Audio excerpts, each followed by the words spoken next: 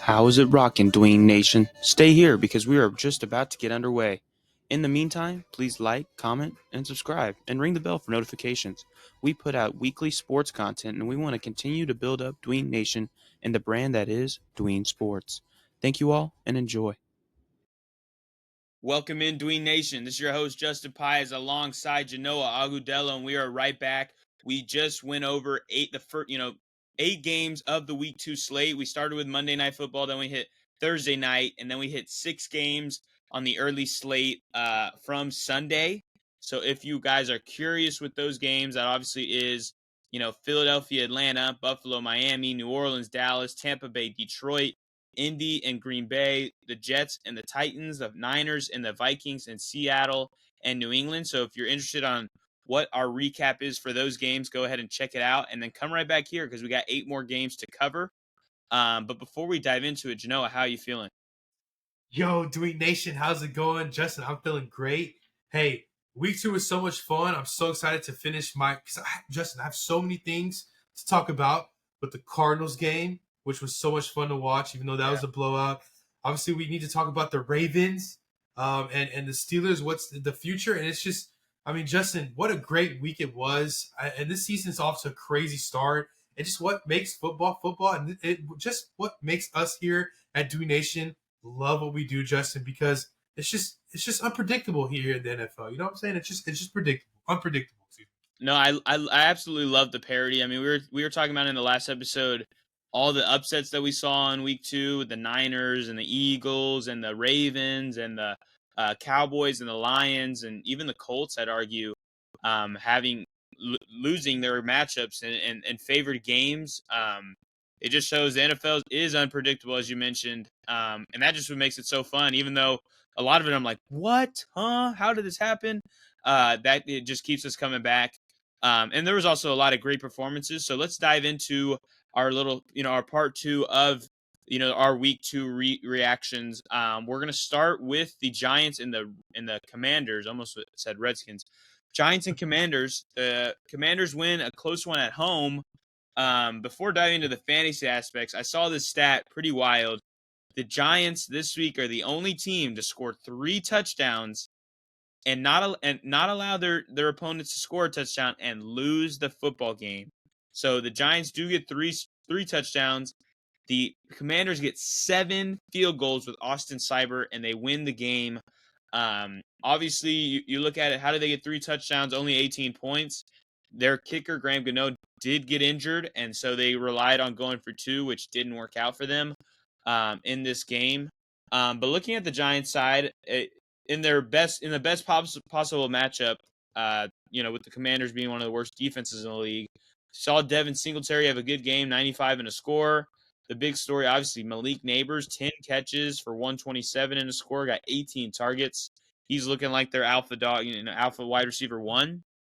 The only takeaway poorly that I can have on it is this was the Commanders. Okay, this is one of the worst passing defenses in the league, worst overall defenses. So it's not going to be always sunshine and roses in these types of matchups. So be careful with that. Even though I think it's really good for Neighbors and Jones to have this connection going on as of right now. And then on the Commander side, nobody gets a touchdown, but Brian Robinson, 133 on the ground on 17 carries. He looked really good.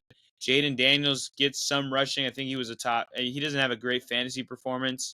But the only big thing, Brian Robinson has a good game, and McLaurin has another bad game against in a pretty good matchup. So McLaurin's I'm kind of OUT on him. I'm not looking forward to the rest of the season for him, but Brian Robinson is their bell cow running back. Yeah, Justin, looking at this game, I was very excited to see Malik Neighbors have his breakout game, and he looked great doing it.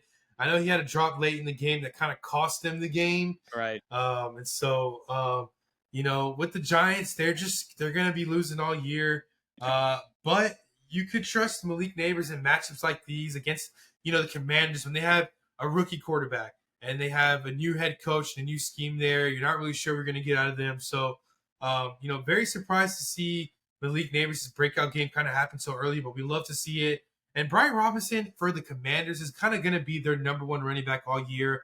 Obviously, Eckler flashed. He had some great plays in this game. He did. But looking at what they have so far, I just think Robinson is younger. He's more of the lead back. He's kind of, a couple years ago they had Nick Chubb and like Kareem Hunt, and I think he's just a Nick Chubb, and Eckler's kind of the Kareem Hunt who'll get those, touchdowns here and there, but for the majority he's going to have 100, over 100 rushing yard, 20 carries, and that's what Brian Robinson had in a game where they didn't even score a touchdown. Robinson still had a great day, fantasy wise.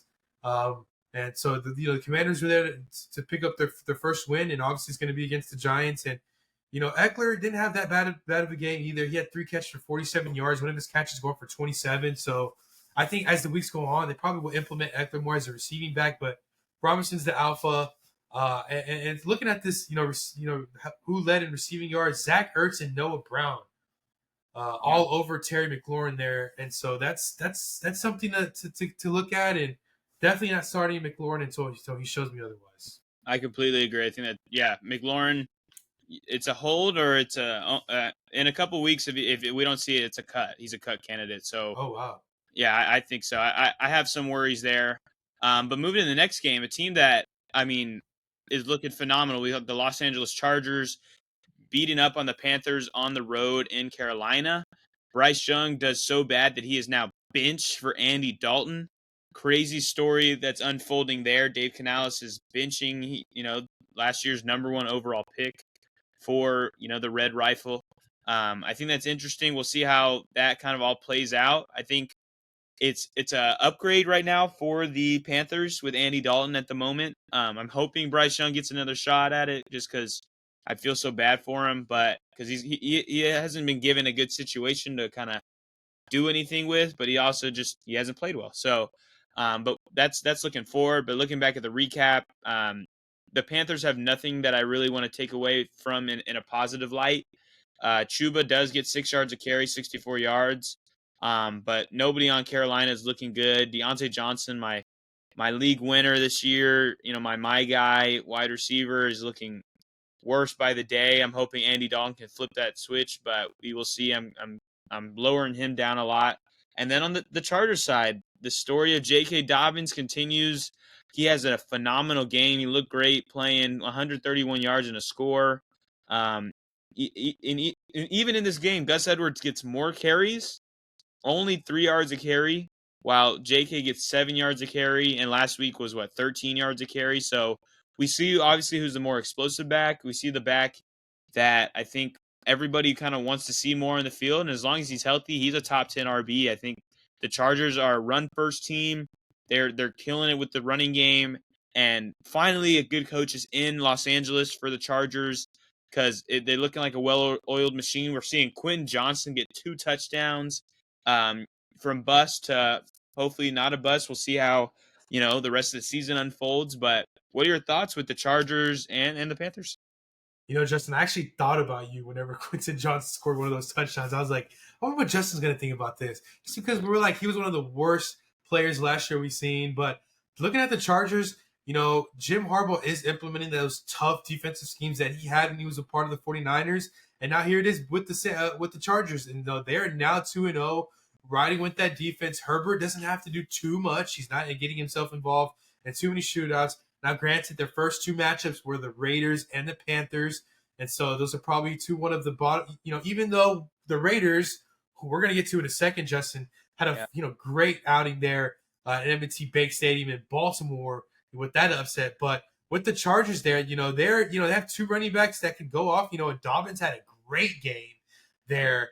And Quentin Johnson had a great game. And so, this is going to be the story all year for Los Angeles, for the Chargers. They're going to need to be relying on those, those guys that you didn't think that'd be, so great. The Dobbins, we didn't think Dobbins was going to be this great, or Quentin Johnson was going to be that great. So, Herbert's going to have those weeks where he's finding different targets, different players. Who knows? Maybe next week might be the Ladd McConkey week, or maybe in a few weeks, it's the big Brendan Bryce breakout game. And so, that's going to be a thing to look at for the Chargers. It makes them a very interesting to watch. But, this defense was really good. But now they go into Pittsburgh next week, who's been one of the best defenses in the league. And Justin, once again, I said it last video, I'm going to say it again. this sets up for a juicy, and I mean juicy week 3, because I want to see what Justin Herbert is going to do on the road against his fellow Justin Fields, who's going to be starting. And so it's going to be the battle of the Justins. Justin's going to be there. The other Justin's going to I'm be so there. excited. I know Justin's going to be watching, and so that's going to be very interesting. Real quick with the Panthers, I am very shocked. Obviously they've been struggling. I am shocked that they benched Bryce Young. Very, very shocked. I know he's been struggling, but this is the guy you traded up for. You picked him number 1 overall. He was the reason that you guys didn't pick in the normal spot y'all would have this past year's draft. And, you had a coaching staff scout him last year. You fire that coaching staff. You bring in a new coaching staff that the head coach we like in Canales, and now I don't know if this is an owner's standpoint or I don't know who made this final decision, but Justin, really weird. And it shows that maybe Carolina is once again going to be one of the worst teams, if not worst in New York. Yeah, no, they're a poverty franchise. I think it's like a weird cloud that's just been over Carolina football since Cam Newton's MVP after their Super Bowl run. It's kind of all been downhill since.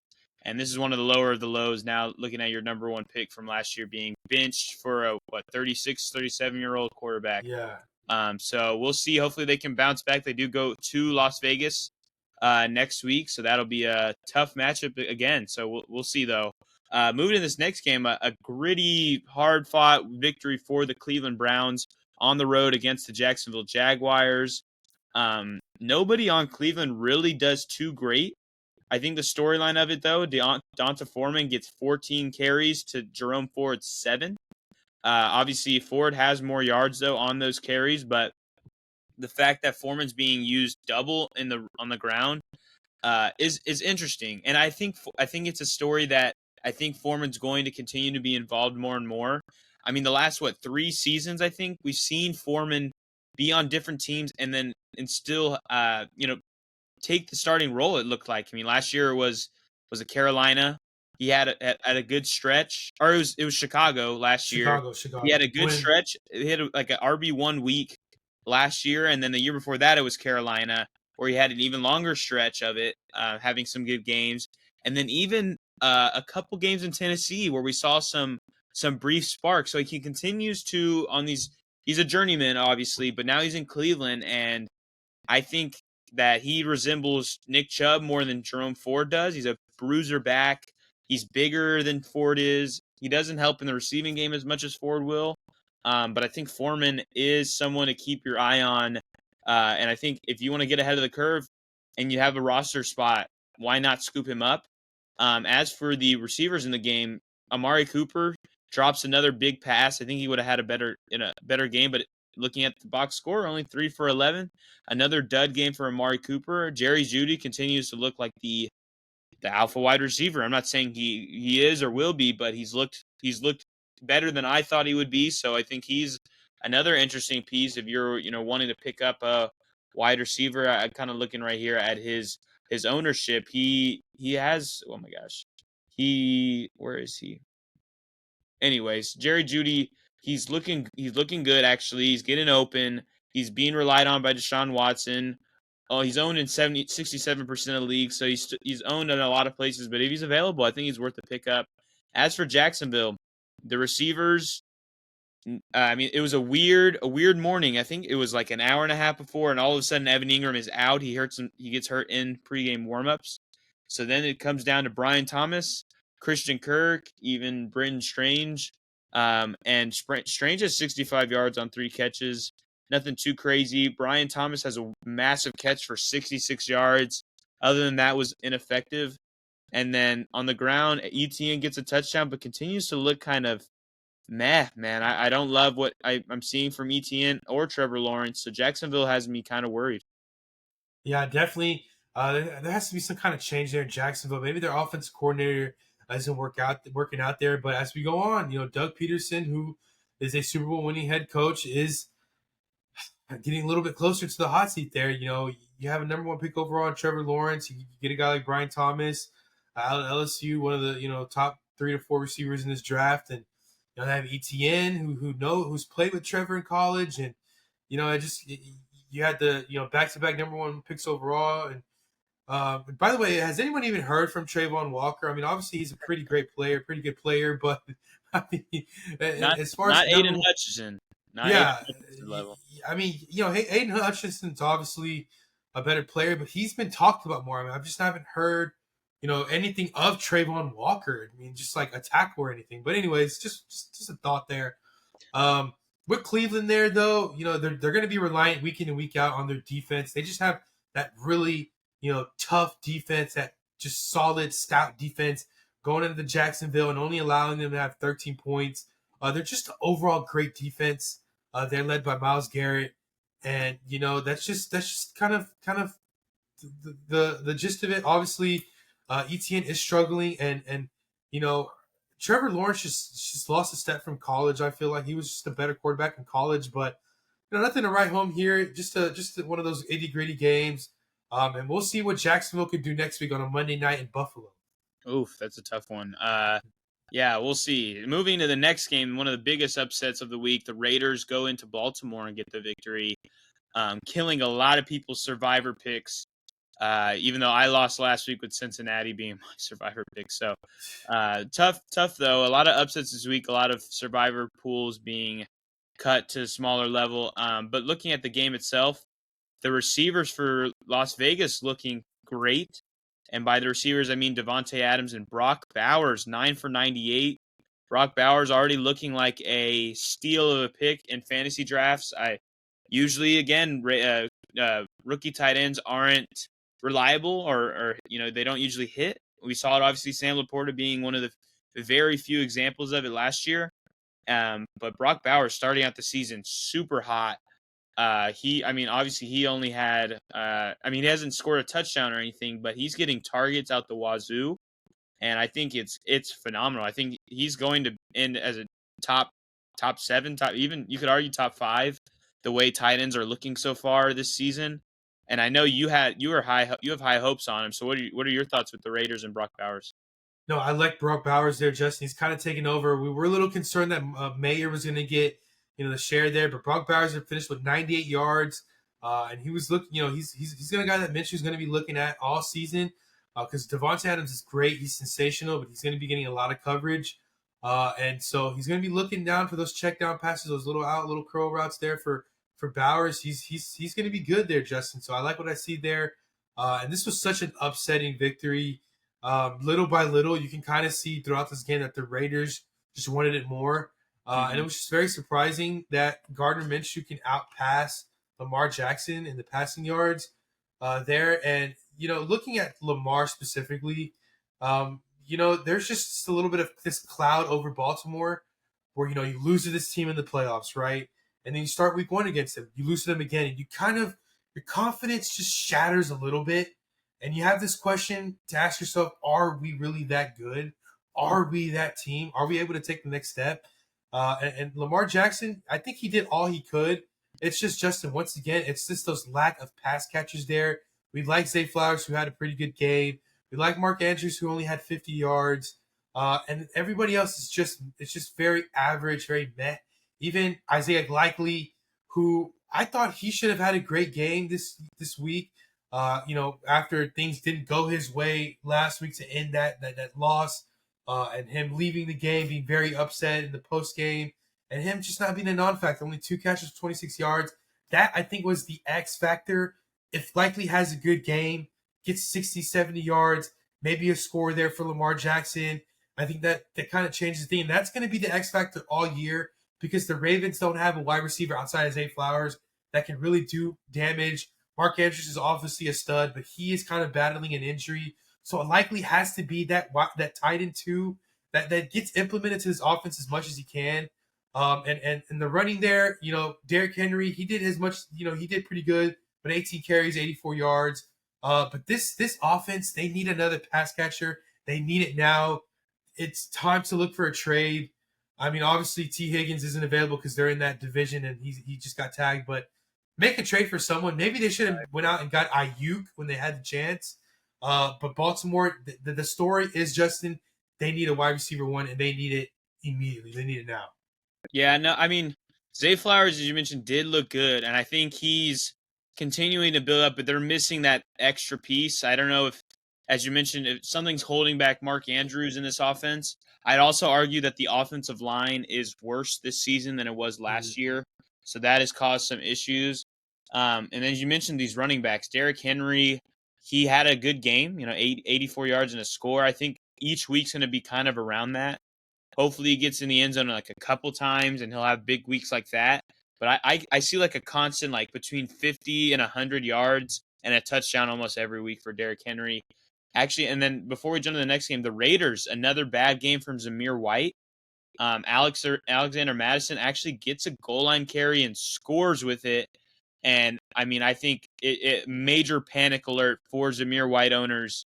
I think it was a facade.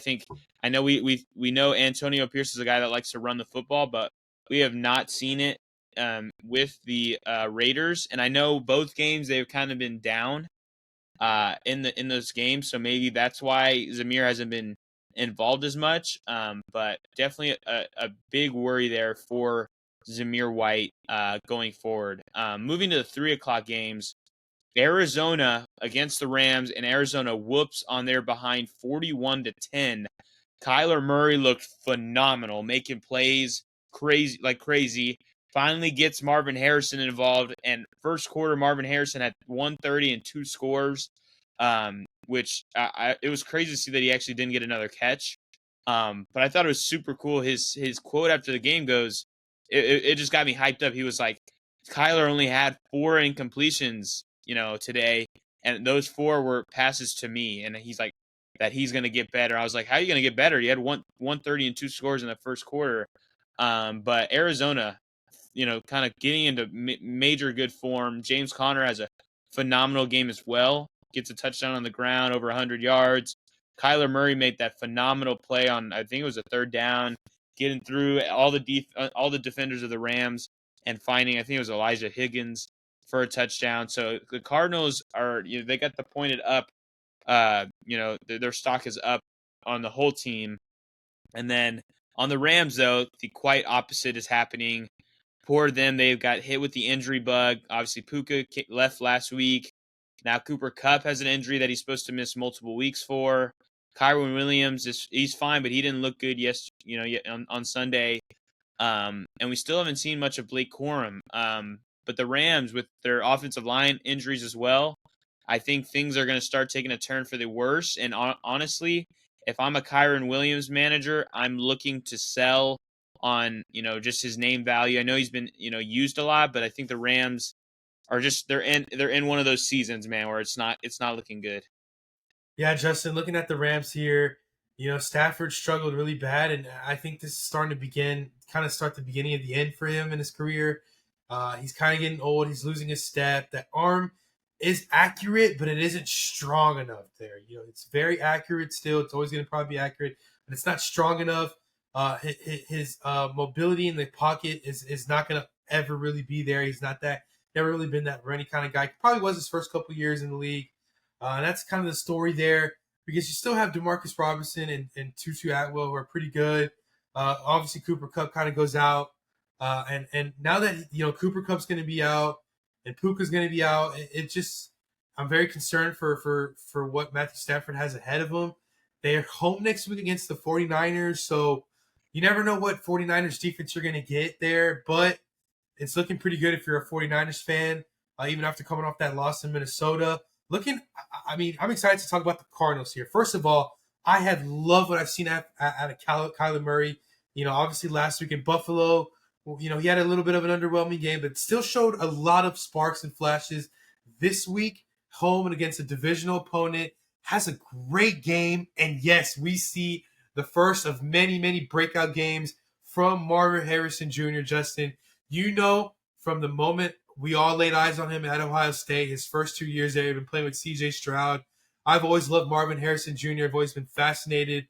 I was always hoping that my Texans eventually one day can unite Marvin Harrison Jr. with C.J. Stroud. I was hoping they'd be able to do it in the draft this past year, but obviously Harrison's too talented and falls at the number 4 pick overall. Thankfully to Kyler Murray, they're going to be making sweet magic all year, fantasy points galore. their matchup this upcoming week, home against the Lions. I love that for Kyler Murray, for James Conner, for Marvin Harrison, for Trey McBride, and Justin, the guy that we might be talking about not this week in the waiver wire pick, but the next couple of weeks, and Michael Wilson, who yes had a underwhelming game, didn't do anything, but once this offense starts clicking, he's going to be a guy that they're going to be looking at too. I am so on board with this Cardinals offense. I'm so on the train, on the bandwagon,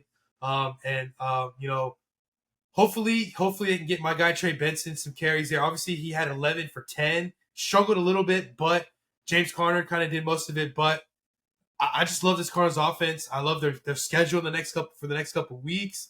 Start your Cardinals, love it, and they could be a favorite not to win that division. I think that's a good point. I think they could. I know it's 1 week, and if they're able to pull off a victory next week, I think we're going to have some serious conversations that they could definitely win the NFC West. Last two things before we wrap it up. Trey McBride, he had 6 for 67. For a tight end, it was a good game, and then he falls in the end zone for a touchdown because I believe Connor fumbles right into the end zone. McBride falls on it, so you're happy you get the lucky touchdown. I know I have him in a couple leagues, so I was happy to see that. McBride's usage is still pretty good, so I like him going forward. As for Benson, I think as long as Connor is healthy and he's going to be the feature back, and I don't think Benson will have any value. You see he had 11 carries for 10 yards, is also a rough stat line to have. But Benson, to be quite frank with you, actually, I think even if Connor were to get injured, I'd have doubts on him as a good starting running back because I think it would become a committee with DeMercado. So Benson, because he just hasn't looked great, so I have some restraint on how the rest of his season will look. Heading into the next game, we had Pittsburgh beating Denver in a ugly game, a game of defenses. Who even scored for Pittsburgh? Oh, Fields gets a touchdown to Darnell Washington. I believe it's like a 5-yard pass touchdown. So Fields doesn't have a big game. Even though I was thinking this could be one of those types of games, but it's just playing in Denver. I think you even spoke about it. You played in Denver. It's going to be a tough, hard-fought victory between two good defenses, or at least Pittsburgh's one of the better defenses. But I think the interesting story for Denver, even though they only scored 6 points, no touchdowns, Javonte Williams' usage goes up big time after being the scale was kind of actually on Jaleel McLaughlin's side. This week kind of completely flips it around. Javonte Williams got 11 carries, only for 17 yards, so not good. I'm not saying anything was too pretty there, but 11 carries to McLaughlin's 3. And then on the catching side, Javonte gets 5 for 48, and McLaughlin had no catches. So maybe we're seeing a more Javonte-led backfield, which was kind of what I was behind. He was one of my sleeper picks for this season. So hopefully, if the Broncos can develop as a offense, we see more good games for Javonte Williams. And then as for Pittsburgh, though, not really too much happened. Najee got the bulk of the carries, but nobody really had a good game. Pickens had a bad game. Obviously, he was going against Surtain. So what are your thoughts, though, between these two teams? Yeah, Justin, with the Broncos, they're kind of just they're not very good, to be honest. I just think Sean Payton has lost like a step in his offensive play calling there. But one thing to mention is the Pittsburgh Steelers have one of the best defenses there in the NFL. I think they just got so much better than they were last year. And I'm excited to see what they do next week against the Chargers. With the Broncos, Bo Nix is going to be Bo Nix. He's a rookie quarterback. He's going to throw 2 picks. It's going to happen. They just don't have the running game set down at all. It's just not clear on what, Sean Payton just doesn't want to run the football. And Javonte, I feel like, is capable enough. Obviously, it's a tough defense. So I feel like he should get more carries. 11 carries there. When you have a rookie quarterback under center, it's just a little crazy to me. Give your guy 15 to 20 carries, maybe more. You need to have your rookie quarterback. You need to have him kind of settled in, and nothing too much to say from the Broncos, but the Steelers are going to be a great team all year. They're 2-0 in the division, Justin, the best team in their division so far from what we've seen. And so it makes this season very interesting to see. And I'm excited to see how the Steelers perform throughout all the way to the end. Yeah, I think they were kind of the favorite to be maybe the worst team in the division. Right now, they're on top, so that's super interesting. Another game that was super interesting: Chiefs Bengals. Chiefs pull out a close one at the end, kind of just in Chiefs fashion on a last Mahomes drive, and they get the win. Which for those worried, it was a PI. As much as you hate a foul kind of determining some parts of the game. It seems like that happens a lot for the Chiefs. Some you could argue are like the refs are wrong, but I think this one they were right.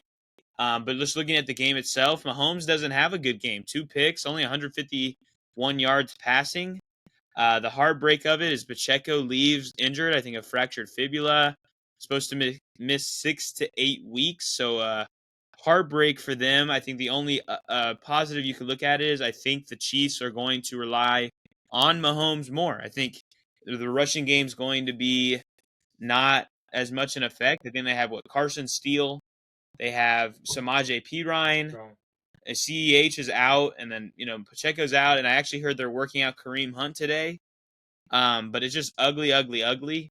I think you can maybe argue Carson Steele is maybe a pickup, but I literally think he's listed as a fullback on the roster. So it's kind of ugly there. And then as for the wide receivers, Worthy has a bad game after his week one awesome breakout game. It wasn't too great, which it's gonna happen with a guy who's kind of a deep threat, that speedy guy. They don't get a crazy amount of touches, especially as a rookie. So he does have a down game. But Rashee Rice, another big game. 5 for 75 and a score, pretty really solid game for him. So he's going to be a great. I think he's going to be a stud every week, like somebody you can really rely on, especially with Patrick Mahomes at quarterback and Hollywood Brown being out for a long while, maybe the whole season. I think because he's having surgery. Yeah. And then the last bit of news for the Chiefs: Travis Kelce, another dud game. 1 catch for 5 yards, 1 run for 1 yard. I I think I'm starting to worry just a little bit. Now that they're going to pass more, hopefully he gets involved a little bit more. But there's definitely worries there. And then last bit on the Bengals side, Joe Burrow and the Bengals finally we saw something in offense. Hopefully it's going to continue into the next weeks, even though they lost the game. But Gesicki getting utilized a lot, which is super interesting. Jamar Chase has another bad game, and he gets mad. You saw him get mad, I think, twice in that game. So maybe there's some turmoil. Maybe it's with contract related, but also just performance related. So there is some worry there with Jamar. And then on the ground, they don't look good either. So there's worries there. But what do you think? Yeah, with the Bengals, it's crazy how Joe Burrow's always going to go toe to toe there with Patrick Mahomes, only losing the game by 1 point there. And he didn't even have T. Higgins, and you can argue he didn't even have Jamar Chase. Yeah. So, and obviously they take a step back there in the running back room there, and something to look at here, Justin, is they were so good running the game all those years that they had Joe Mixon. Now that he's on my beloved Texans, they don't really look to run the ball as much. And so, they have 12 carries for Zach Moss and Chase Brown, who we kind of thought we'd see a little bit more out of. He played better with Jake Browning, but now that Joe Burrow's back, I guess they don't utilize him that well. He only had 4 carries for 31 yards, is pretty good, averaging 7 yards a carry. So I think that's something they could have probably implemented there. Without Joe Burrow's 6 rushes, they only had 16 rushes there. They're going to have to beat the Chiefs, mix and matching there. And so here's something that, concerns me a little bit is how Jamar Chase isn't really getting looked at. Only 5 targets there. I know Kansas City has a great defensive scheme, but Gesicki had somewhat of a throwback game when he was in Miami. He was so good in Miami. He only had 91 yards. Jermaine Burton here could be a sneaky kind of pickup here in fantasy. Yeah. I don't know if I'm pronouncing his name right, but he had 2 touchdowns. It's Iovas? Yoshivas.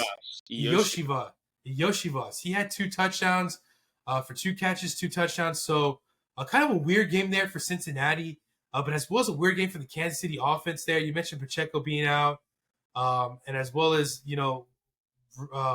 Worthy kind of struggling, as well as Travis Kelce. So it's weird that they're still able to win games like this, which makes a pretty interesting matchup for the Chiefs to go next week on a Sunday night road game in Atlanta, a team that just won tonight here in Philadelphia. So with the Bengals, I think next week is a bounce back game completely. They're home Monday night against Washington. I love Joe Burrow. I think you could start Joe Burrow, feel good about it. I think I love Jamar Chase to have his best game of the season. Kind of like what he did last year. I don't know if you remember, Justin, where they went on the road to Arizona and Jamar Chase had a breakout game. I think he had like 3 touchdowns. There's going to be kind of that thing where they struggle the first couple of weeks, but they need that victory. They do not want to go 0-3. So next week, if you're a Bengals fan or if you have Bengals, definitely love Joe Burrow. Definitely love Jamar Chase. And you know what? I actually like Zach Moss too. Yeah, I think you're right. It's in line for a major bounce back game against a really bad defense. I think Jamar is furious. He's ready. He's got that squeaky wheel running. Probably talking to the coaches like, "Man, give me the ball. Give me the ball right now. I need to show people up right now and show why I deserve my contract." But yeah, they lose a close one. But I think it's good that they had this test early on, so they don't have to start. They don't have to have any more kind of poor games that they've had, in the last season where it was a handful of weeks. Now they kind of start doing something in week 2. And then moving to the last game that we're going to cover this week, which is the last game of the week, Sunday Night Football, the Texans and the Chicago Bears in a somewhat ugly game. I think the Bears defense is legit, and that's why they kind of stifled Houston for a bit. But the storyline is, which I think we're right on the nose with, is the play calling for the Bears was bad. It wasn't great. The offensive line didn't give Caleb Williams any help. But I think it's going to be a hard season for Caleb. I know he's going to continue to get better every week, hopefully. But I think the way that this coaching staff's going to hold the offense back has me have some worries with the team. I know they were missing Keenan Allen, but none of the receivers really have a good game. Caleb Williams still hasn't thrown a touchdown in the NFL. And then we flip to the Texans. Stroud does enough to get a victory. He doesn't look bad or anything. I just think that the defense held him up pretty well. But the big thing, Nico Collins continuing to show him as the alpha wide receiver 1 for the Houston Texans. Currently the wide receiver 1 in fantasy through 2 weeks. Over 100 yards both games, 8 catches this game, gets a touchdown. He totally shoves Jalen Johnson. I got so hyped after that touchdown. And he looks great. I think if you have him in your leagues and people were worried, including myself, about how there's too many mouths to feed, I think he's going to be clearly the most consistent piece in the passing game for the Texans. Yeah, they're looking with Caleb Williams, Justin. I'm thinking that Caleb Williams is going to have a breakout season next year because I think they're going to have a different coaching staff there. I just feel with the Bears, Eberflus is probably one of the worst coaches in the league. If Caleb Williams were to have a Brian Daboll or maybe a Dave Canales, like some of these other teams that are struggling but have good coaches, I think Caleb Williams would be off to a great start. We'd be saying he's the early odds-on favorite for Rookie of the Year, offensive Rookie of the Year, and so. But unfortunately, that's not the case. It's kind of gone opposite there, Justin. He's only barely passing for 250 yards on the first 2 games, 2 picks, no touchdowns there, and a team that has Roma Dunze and DJ Moore and Keenan Allen. One thing that's very interesting is they haven't really attempted any deep shots there. I think I only saw 1 deep shot there, and Caleb Williams was notorious there at USC and Oklahoma, being kind of that deep throwing kind of quarterback there. And he has the speed, the playmakers to get to it and to get he has the playmakers to move the football and to kind of throw deep, but they're not going that way at all, Justin. And they're not even kind of at least getting some passes there, throwing it to my guy DeAndre Swift. The play calling is a mess, Justin.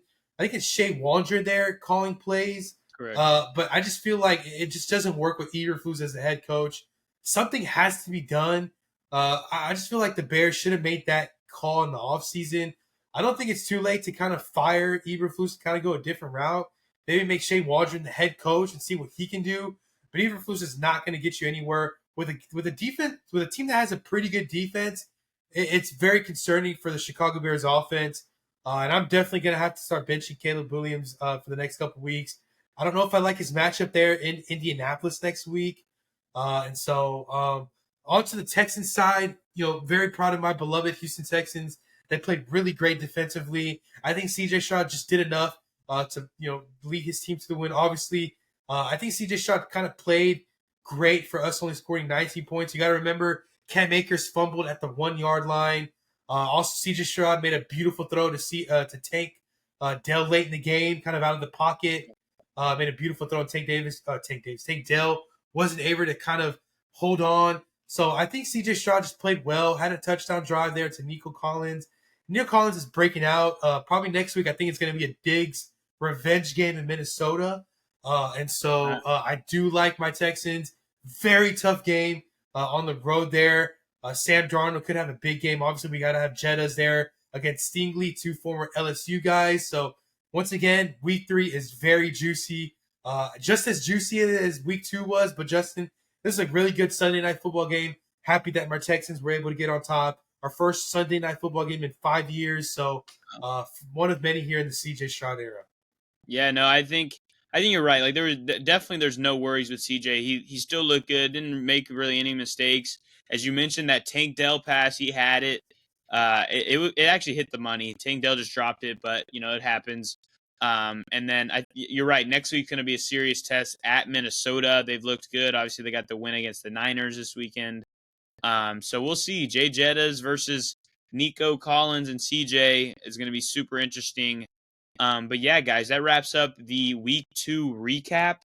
We have now covered all 16 games that were on the slate in week 2.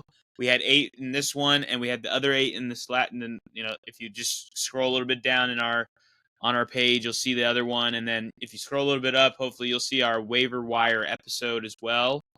So we got content rolling out, and then later on in the week we'll have our fantasy forecast starts of the week. So stay tuned for that. But heading into week 3, you got to know what happened in week 2 and kind of what everything's going, like what we're looking forward to, and what all the effects of what week 2 is going to bring to week 3. So I hope you guys really like this episode. Stay tuned for the next episode, and as always, send us out. Yo, Dween Nation, week 2 was crazy. But Justin, I'm so excited, as I mentioned in these 2 videos. I can't not wait to talk about week 3. So Dween Nation, keep us close, keep us subscribed, man, keep us right there in your notifications there, because week 3 is going to be a bumpy roller coaster. And honestly, there's no 2 better people to listen to than me and Justin. And Justin and I here doing sports. We love football, and we're so excited for this whole season. But Justin, week 3 is going to be great. So I cannot wait to talk about it. Post it for you guys later this week. And Dween Nation, thanks for watching. And as always, peace.